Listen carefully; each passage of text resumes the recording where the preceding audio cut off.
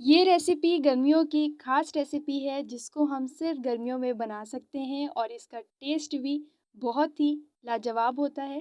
बिस्मिल्लाहिर्रहमानिर्रहीम। अस्सलाम वालेकुम everyone, welcome to my channel cooks Desi. So आज की वीडियो में हम बनाना सीखेंगे कि हम कुल्फ़ा साग किस तरीके से बना सकते हैं, जो कि आपको पता है कि ये गर्मियों में बनाया जाता है और इसकी रेसिपी भी बहुत ही इजी सी है। सो यहाँ पे वीडियो को स्टार्ट करने से पहले आपसे रिक्वेस्ट है कि अगर अभी तक मेरा चैनल सब्सक्राइब नहीं किया तो चैनल को ज़रूर सब्सक्राइब कर लें, क्योंकि ये ईजी से रेसिपीज़ हम आपके लिए लाते हैं, तो चैनल को भी ज़रूर सब्सक्राइब कर लिया करें।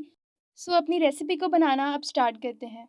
बिस्मिल्लाहिर्रहमानिर्रहीम। यहाँ पे सबसे पहले हमने ले ली है कुल्फ़े की सब्ज़ी। आपने कोशिश यही करनी है कि आप जैसे ये सब्ज़ी लाएँ उसी वक्त बना लें, फ़्रेश ही बनाएं, क्योंकि ये सब्ज़ी जो है वो बहुत जल्दी ख़राब हो जाती है। गर्मियों की सब्ज़ी है, ये सिर्फ गर्मियों में ही आती है। इसके फ़वाइद भी बहुत सारे हैं। सो आपने इसको इस तरीके से काट लेना है, इसके पत्ते इस तरीके से तोड़ लेने हैं और फिर जिस तरीके से हम पालक काटते हैं आपने बिल्कुल उसी तरीके से इसे काटना है। यहाँ पे देखें हमने इसे काट लिया है। अब आपने इसको वॉश कर लेना है ताकि इसमें जो डस्ट वगैरह, जो मिट्टी वगैरह होती है वो साफ़ हो जाए।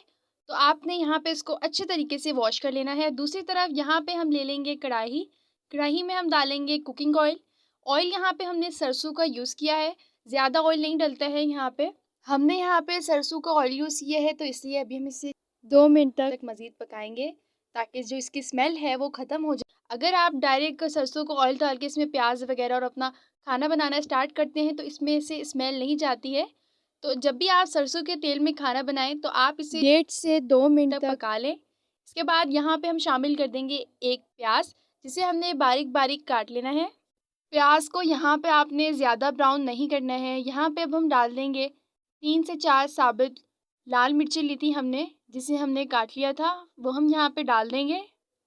ये जो सालन की रेसिपी है बहुत ही सिंपल सी है, बहुत ज़्यादा स्पाइसेस यहाँ पे नहीं डलते हैं, बहुत ही कम इंग्रेडिएंट्स में बन जाता है और बहुत ही मज़ेदार सा इसका टेस्ट होता है। सो वीडियो देखने के बाद एक प्यारा सा कमेंट भी कर दिया करें ताकि हमें पता चले कि आपको हमारी रेसिपीज़ और हमारी वीडियोज़ कैसी लगती हैं।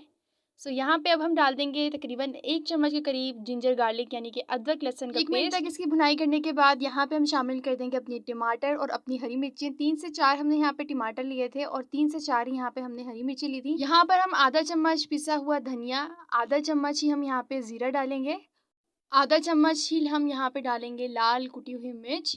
नमक यहाँ पे आप अपने टेस्ट के मुताबिक डाल सकते हैं, क्योंकि इसकी क्वांटिटी पकने के बाद बहुत ही कम हो जाती है। तो नमक में अगर कोई कमी पेशी हो तो वो आप बाद में भी डाल सकते हैं। मसाले को हम अच्छे तरीके से इसकी भुनाई कर लेंगे। यहाँ पे तकरीबन 1 से 2 चम्मच आप पानी डाल दें ताकि मसाला की जो भुनाई है वो अच्छे तरीके से हो जाए। मसाला यहाँ पे हमारा भुन रहा है। टमाटर अगर यहाँ पे हमारे सॉफ्ट नहीं हुए तो जब हम अपना साग यहाँ पे डालेंगे तो उसी के साथ हमारे टमाटर जो हैं वो भी गल जाएंगे। सो यहाँ पे अब हम अपना साग ऐड कर देते हैं। स्टार्ट में तो आपको इसकी क्वांटिटी बहुत ज़्यादा लग रही होगी, लेकिन अगर अभी आप देखें तो ये पक कर बहुत ही कम क्वांटिटी में हो जाएगा।